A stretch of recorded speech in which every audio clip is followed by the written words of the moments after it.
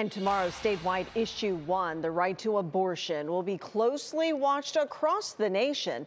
Today, I spoke with NBC News political correspondent Steve Kornacki about the expectations for issue 1.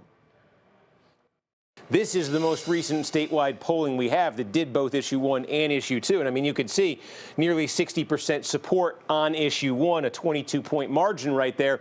There was also, if you remember, on the ballot this summer, that attempt that opponents of issue 1 made to raise the threshold for passing a constitutional amendment up to 60%.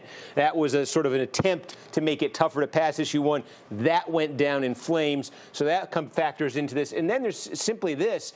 In states where similar, after the Supreme Court decision last year taking down Roe v. Wade, states that have had similar language on the ballot to enshrine abortion rights in the state constitution. Vermont and California, two very blue states, no surprise. It passed in both of them overwhelmingly. But Michigan's a very interesting one. It's much more competitive politically.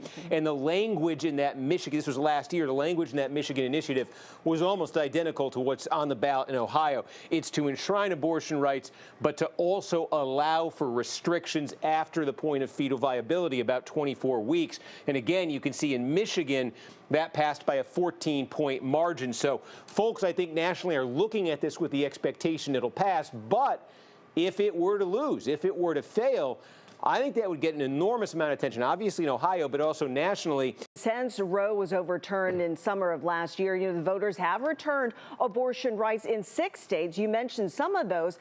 Those also include some super red states, including Kansas and Kentucky, where voters shot down anti-abortion measures. So how do you expect Ohio's issue 1 to serve as this testing ground for maybe other red states? What the pro-choice side is hoping is that this passes in Ohio tomorrow by a margin similar to or greater than what you saw in Michigan, and this becomes the model for what you do, not just in red states, but in politically competitive states next year in 2024. Meanwhile, as for issue 2, legalizing recreational marijuana, Kornacki expects that to pass too.